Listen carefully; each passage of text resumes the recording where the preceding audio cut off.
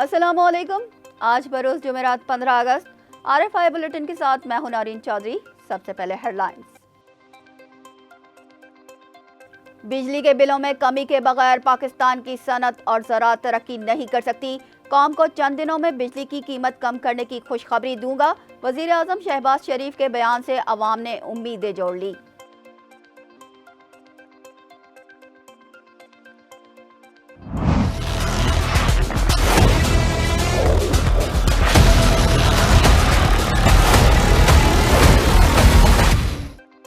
شرپسند عناصر عوام اور مسلح افواج میں خلیج پیدا کرنے کی کوشش کر رہے ہیں۔ ریٹائرڈ فوجی افسران کے اعزاز میں تقریب سے army chief general Syed Asim Munir کا خطاب۔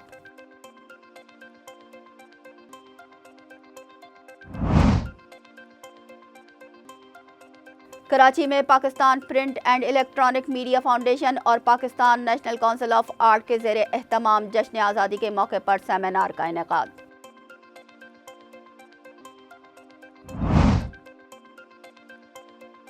بھارتی یوم آزادی پر کشمیریوں کا یوم سیاہ، وادی میں مکمل ہڑتال اور کاروباری مراکز بند۔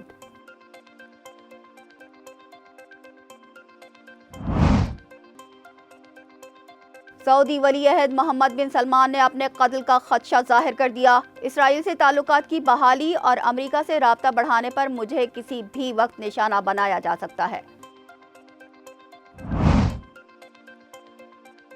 21 اگست کو راولپنڈی میں بنگلہ دیش اور پاکستان کے درمیان پہلے ٹیسٹ کا آغاز ہوگا۔ قومی ٹیم 3 فاسٹ بولرز اور 1 اسپنر کے ساتھ میدان میں اترے گی۔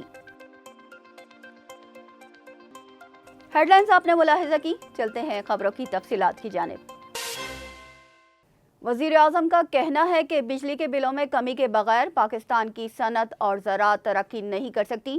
ان خیالات کا اظہار انہوں نے جشن آزادی کی تقریب سے خطاب کرتے ہوئے کیا۔ شہباز شریف نے کہا کہ قوم کو چند دنوں میں بجلی کی قیمت کم کرنے کی خوشخبری دوں گا۔ چند دن بعد 5 سالہ معاشی پلان بھی پیش کروں گا۔ انہوں نے کہا کہ مہنگائی، بے روزگاری اور بجلی کے بلوں سے عوام پریشان ہے۔ ہم یہاں تک کیوں پہنچے، اس کا جواب بھی ہمیں تلاش کرنا ہوگا۔ اگر یہاں سب اچھا نہیں ہے تو سب کچھ برا بھی نہیں ہے۔ ایسے لوگ بھی پیدا ہوئے جنہوں نے وطن کو ایٹمی طاقت بنایا۔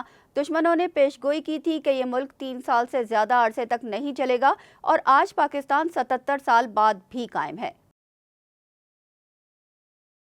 یوم آزادی پر army chief general Syed Asim Munir نے ریٹائرڈ فوجی افسران کے اعزاز میں استقبالیے کا اہتمام کیا۔ تقریب میں خطاب کرتے ہوئے army chief general Asim Munir کا کہنا تھا کہ شرپسند عناصر عوام اور مسلح افواج میں خلیج پیدا کرنے کی کوشش کر رہے ہیں۔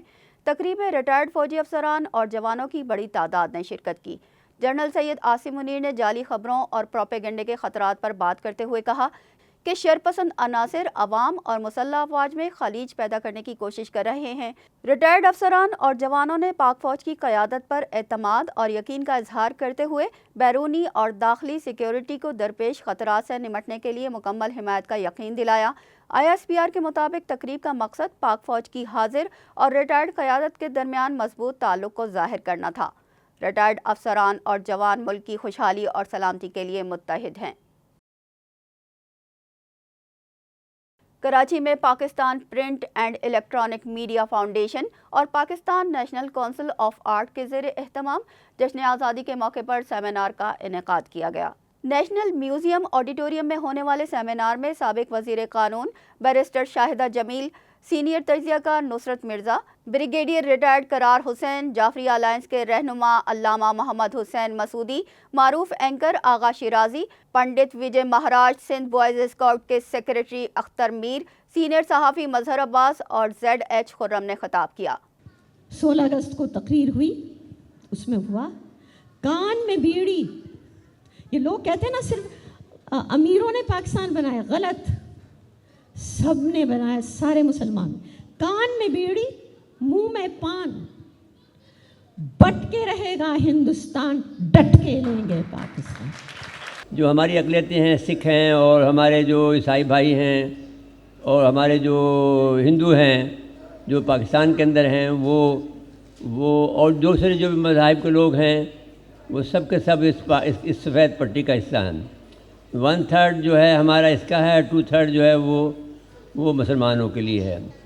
تو تو لیکن آپ عجیب بات اتفاق دیکھیے کہ قائد اعظم محمد علی جناح کی جو خوبی تھی وہ کس طرح سے انہوں نے اس پٹی کو بنایا. وہ آگے بھی رکھ سکتے تھے سفید پٹی کو اور پیچھے سبز پٹی کو رکھ سکتے تھے, لیکن سہارا جو بنایا ہے وہ سفید پٹی کو بنایا ہے. 14 اگست 1947 کو پاکستانی پرچم سب سے پہلے بیرون ملک لہرانے کا اعزاز اسکاؤٹ کو حاصل ہوا.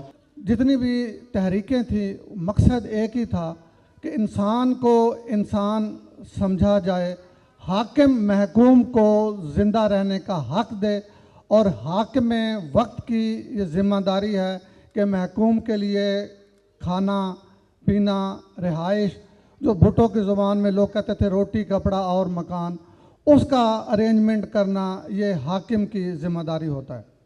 کہ نیک بنیے ایک بنیے, پاکستان کے لیے نیک ہو جائیے, ایک ہو جائیے, پاکستان کے لیے نیک ہو جائیے, ایک ہو جائیے. آپ اس دنیا میں آئے ہیں تو کوئی مقصد حیات ہے, اور مقصد حیات یہ ہے کہ آپ کی ذات سے آپ کے بھائی بہن, آپ کے دوست احباب, آپ کے رشتہ دار, آپ کے محلے والے, آپ کا معاشرہ آپ سے فیضیاب ہو.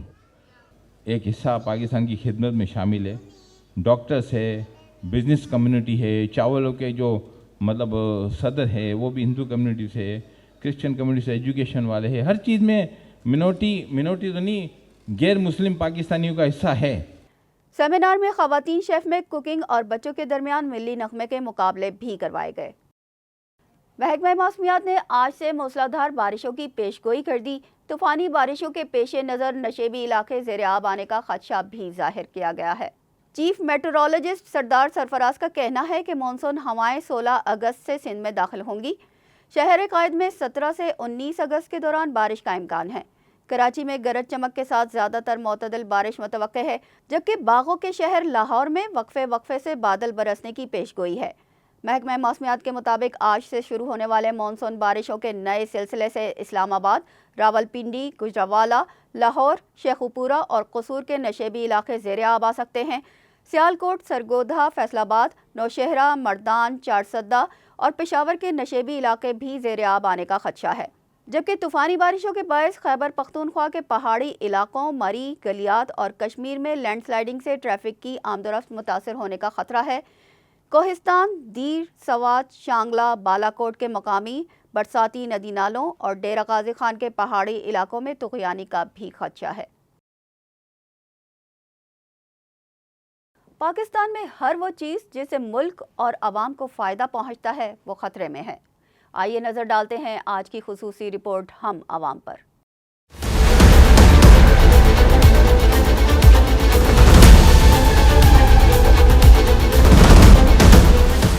پاکستان میں ہر وہ چیز جس سے ملک اور عوام کو فائدہ پہنچتا ہے وہ خطرے میں ہے, جبکہ اشرافیہ کے لیے پاکستان کسی جنت سے کم نہیں. بجلی اور گیس کی لوڈ شیڈنگ کے بعد انٹرنیٹ کی لوڈ شیڈنگ جو دنیا کے کسی ملک میں نہیں ہوتی, گزشتہ کئی روز سے پاکستان میں زوروں پر ہے. انٹرنیٹ کی سست روی یا کبھی کبھی مکمل تعطل کی وجہ سے فری لانسرز کی سب سے بڑی آن لائن سروس فائیور نے پاکستانیوں سے کام نہ لینے کا باضابطہ اعلان کر دیا ہے. Pakistan global free lancing industry کا اہم ترین رکن ہے. آج لاکھوں افراد فری لانسنگ کے شعبے سے وابستہ ہیں, جو ملک میں زر مبادلہ لانے کا بھی سبب ہیں. ہماری آئی ٹی برآمدات پہلی بار بمشکل $3 ارب تک پہنچی ہیں. یہ سب کامیابیاں لوگوں نے اپنی مدد آپ کے تحت کسی بھی حکومتی سرپرستی کے بغیر حاصل کی ہیں.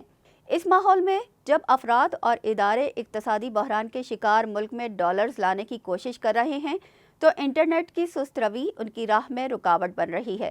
لوگ انٹرنیٹ کے ذریعے میڈیکل رپورٹس تک نکالنے سے قاصر ہیں. یہ بات طے ہے کہ اگر یہ سب چند ہفتے جاری رہا تو Pakistan on line free lancing market سے آؤٹ ہو جائے گا. ملک کی آمدنی میں فری لانسنگ کا بڑا حصہ ہے جو شدید متاثر ہو رہا ہے. فائر وال کا مسئلہ ہو یا کوئی اور مسئلہ, نیٹ کی سست روی کی وجہ سے جب کلائنٹس کو اسائنمنٹ وقت پر نہیں دی جائیں گی یا نئے پروجیکٹ لینے کے لیے لنکڈ ان اور فائیور جیسے ویب سائٹ کو آپریٹ ہی نہیں کر پائیں گے, تو یقیناً فری لانسرز بھی دوسرے بزنس مینس کی طرح یہ بات سنجیدگی سے سوچ سکتے ہیں کہ وہ اپنا آفس بنگلہ دیش یا پھر آذربائیجان جیسے کسی ملک میں شفٹ کر لیں. बदकिस्मती से हुकूमती पॉलिसीज़ की वजह से मकामी इंडस्ट्रियलिस्ट, ताजिर और किसान तो सरापा एहतजाज थे ही, इन मसाइल ने फ्रीलांसर्स को भी इस सफ में ला खड़ा किया है। फ्रीलांसर्स का कहना है कि पाकिस्तान में कई सालों से सियासी अदम इस्तेहकाम को बुनियाद बनाकर किसी भी वक्त इंटरनेट को बंद कर दिया जाता है या फिर कुछ वेबसाइट्स हैं जिन पर पाबंदी लगा दी जाती है।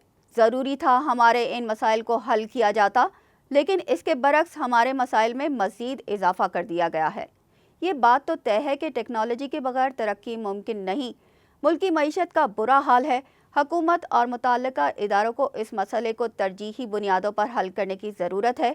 अगर हुकूमत IT इंडस्ट्री को सहूलतें फराहम करे और शोबे को मुकम्मल सपोर्ट करे तो सालाना 10-15 अरब डॉलर्स पाकिस्तान लाना मुश्किल नहीं है।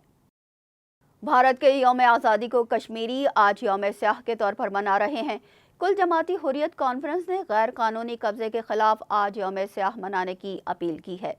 कश्मीर मीडिया सर्विस के मुताबिक हुर्रियत रहनुमाओं का अपने पैगाम में कहना है कि कश्मीरी भारत को एक मजबूत पैगाम भेजें कि वो इसके कब्जे को मुस्तरद करते हैं और भारत को मकबूजा कश्मीर में अपना यौम आज़ादी मनाने का कोई कानूनी या इखलाकी हक नहीं है।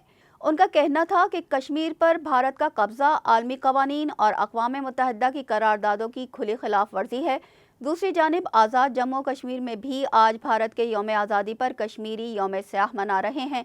मुजफ्फराबाद के आज़ादी चौक पर कश्मीर पनाह गुज़ीनों की जानिब से भारत के खिलाफ मुज़ाहरा भी किया गया। सऊदी वली अहद मोहम्मद बिन सलमान ने अपने कत्ल का खदशा जाहिर किया है। इस बात का इजहार उन्होंने अमरीकी कांग्रेस के अरकान से गुफ्तगू करते हुए किया। अमरीकी मीडिया रिपोर्ट के मुताबिक मोहम्मद बिन सलमान ने कहा है कि इसराइल के साथ ताल्लुकात मामूल पर लाने और अमेरिका के साथ गैर मशरूत ताउन के मामले पर मैंने अपनी जान खतरे में डाली और मुझे इस वजह से किसी वक्त भी निशाना बनाया जा सकता है।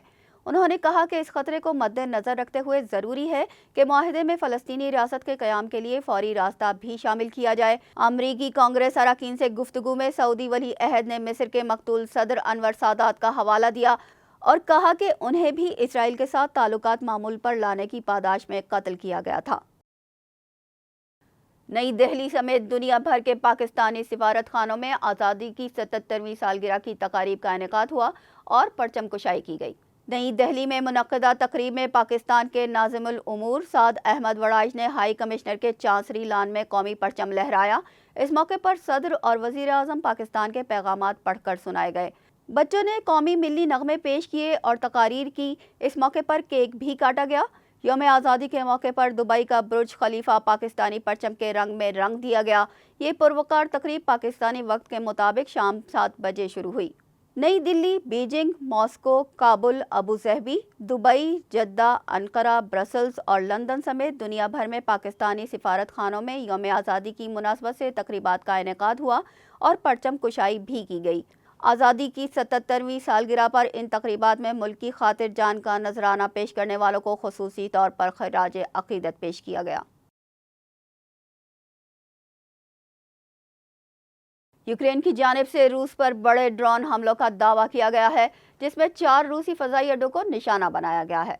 यूक्रेन ने कहा है कि उसने 4 रूसी फ़ौजी हवाई अड्डों पर अपना सबसे बड़ा तवील फासले तक मार करने वाला ड्रोन हमला किया है, जिसे सदर व्लादिमीर ज़ेलेंस्की ने बरवक्त और दुरुस्त करार दिया।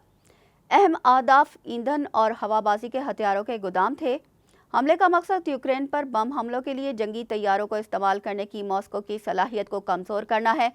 सदर व्लादिमीर ज़ेलेंस्की ने फ़ौज से खिताब करते हुए दुरुस्त, बरवक्त और मौसर हमलों पर उनका शुक्रिया अदा करते हुए कहा, यूक्रेन के ड्रोन बिल्कुल वैसा ही काम करते हैं जैसा कि उन्हें करना चाहिए। रावलपिंडी में 21 अगस्त से शुरू होने वाले पहले टेस्ट मैच के लिए कौमी टीम 3 फास्ट बॉलर्स और 1 स्पिनर के साथ मैदान में उतरेगी। बांग्लादेश के खिलाफ पहले टेस्ट की विकेट फास्ट बॉलर्स के लिए साजगार बताई जा रही है।